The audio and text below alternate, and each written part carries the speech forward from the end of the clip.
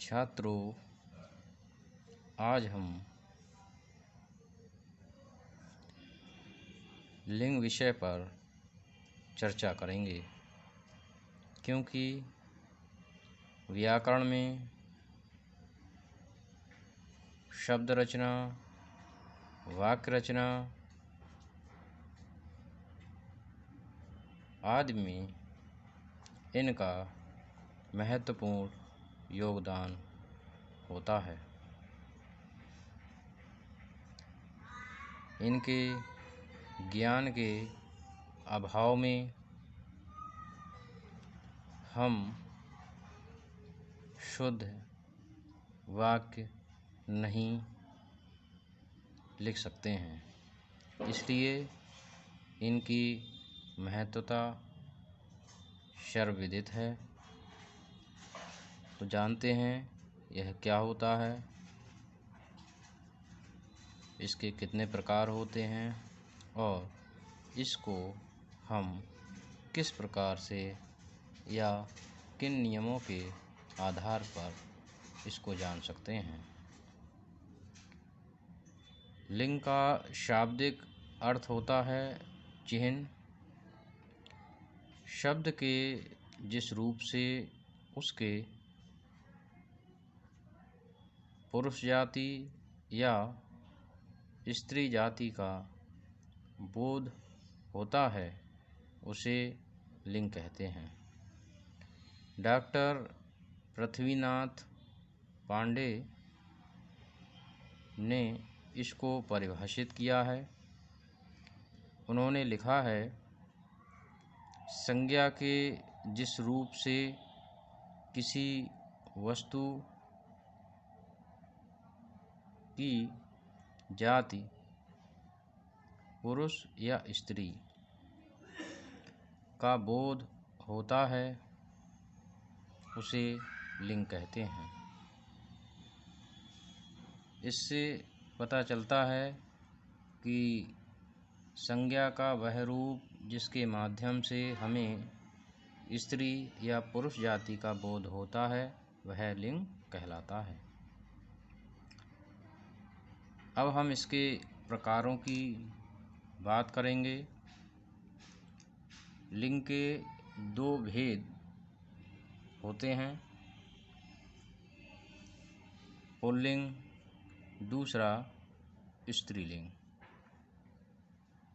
अब हम पुल्लिंग की बात करेंगे, तत्पश्चात स्त्रीलिंग को जानेंगे।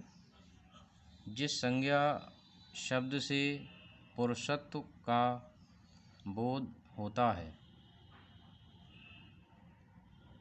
अर्थात जिस संज्ञा शब्द से पुरुष जाति का बोध होता है उसे हम पुल्लिंग कहते हैं। जैसे राम, घोड़ा, बैल, मुर्गा, हाथी, बकरा, लड़का आदि।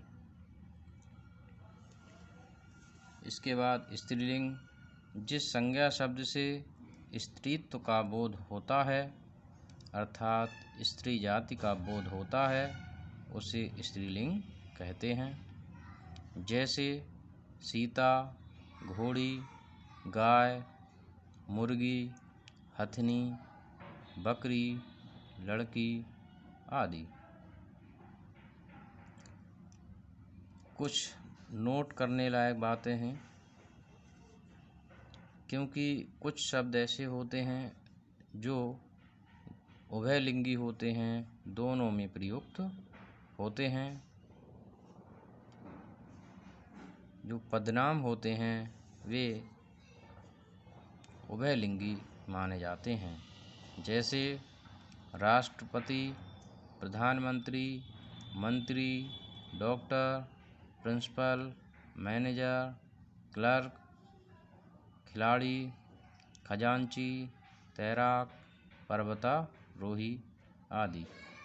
इनमें राष्ट्रपति, प्रधानमंत्री, मंत्री, डॉक्टर, प्रिंसिपल, मैनेजर, क्लर्क ये सब पदों के नाम हैं, तो ये सब उभयलिंगी माने जाते हैं। हिंदी जगत में लिंग प्रकरण का विवेचन करना बहुत कठिन नहीं तो सरल भी नहीं है। इसका कारण इस विषय में अकाट्य एवं अपवाद रहित नियमों का अभाव है। फिर भी कुछ सामान्य नियम हैं जिनका सहारा लेकर हम संज्ञा शब्दों का लिंग निर्धारण कर सकते हैं।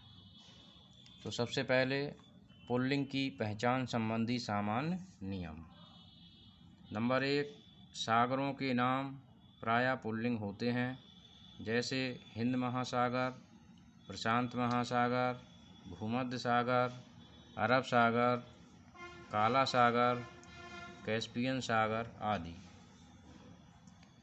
नंबर 2, पर्वतों के नाम प्रायः पुल्लिंग होते हैं, जैसे हिमालय, विंध्याचल, सुमेरु, कैलाश पर्वत आदि।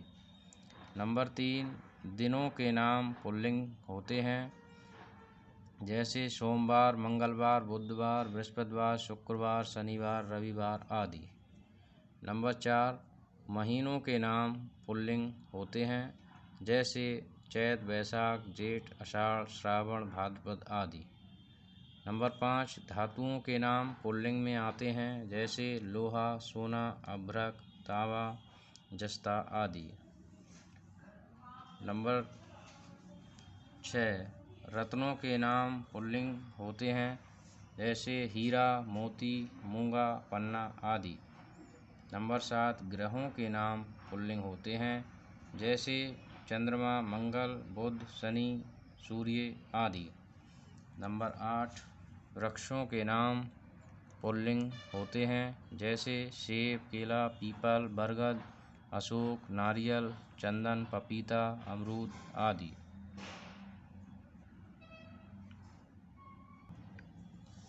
नंबर 9, महाद्वीपों के नाम पुल्लिंग होते हैं, जैसे यूरोप, एशिया, अफ्रीका, ऑस्ट्रेलिया आदि।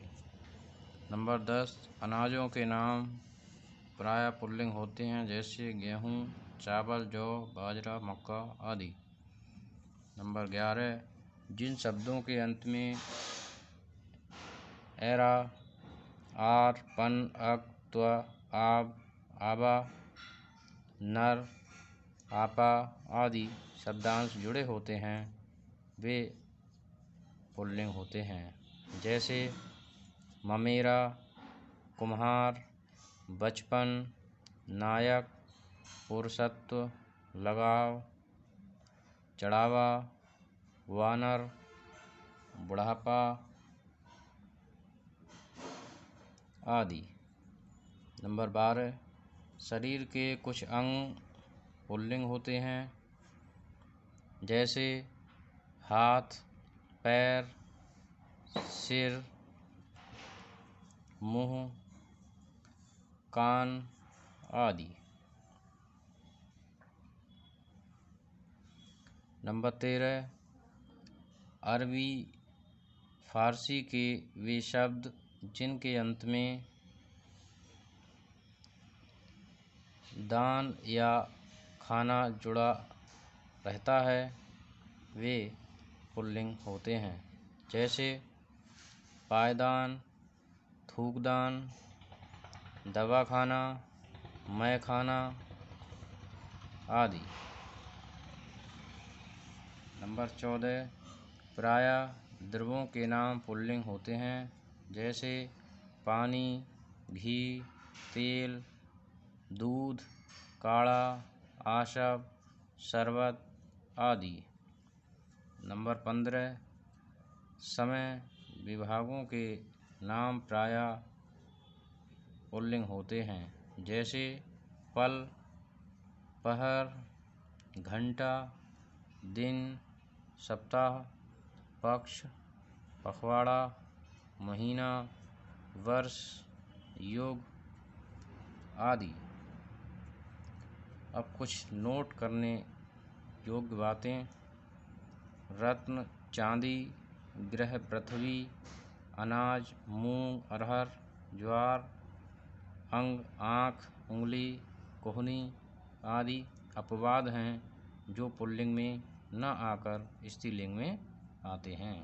तो ये ध्यान देने योग्य बातें हैं। स्त्रीलिंग की पहचान संबंधी सामान्य नियम। नंबर 1, तिथियों के नाम स्त्रीलिंग होते हैं, जैसे प्रतिपदा, द्वितीया, तृतीया, चतुर्थी, पंचमी, षष्ठी, सप्तमी, अष्टमी, नवमी, दशमी, एकादश, द्वादशी, त्रयोदशी, चतुर्दशी इत्यादि। नंबर 2, कुछ नक्षत्रों के नाम स्त्रीलिंग होते हैं, जैसे अरुंधति, कृतिका, भरणी, रोहिणी, अश्विनी आदि। नंबर 3, अधिकांश नदियों के नाम स्त्रीलिंग होते हैं, जैसे गंगा, यमुना, कृष्णा, कावेरी, गोदावरी, नर्मदा, ताप्ती, कोसी आदि। नंबर 4, लिपियों के नाम प्रायः स्त्रीलिंग होते हैं, जैसे देवनागरी, रोमन, गुरमुखी आदि। नंबर 5, भाषाओं के नाम प्रायः स्त्रीलिंग होते हैं, जैसे हिंदी, अंग्रेजी, गुजराती, मराठी आदि। नंबर 6, बोलियों के नाम प्रायः स्त्रीलिंग होते हैं, जैसे खड़ी बोली, अवधी, मैथिली आदि। नंबर 7, कुछ वृक्षों के नाम स्त्रीलिंग होते हैं, जैसे नाशपाती, इमली, मौसमी, खुबानी, अंजीर आदि। नंबर 8, जिन शब्दों के अंत में ई, इया, आवट, आहट, ता, आई, नी, त आदि हों, वे स्त्रीलिंग होते हैं, जैसे पृथ्वी, पुत्री, कुटिया,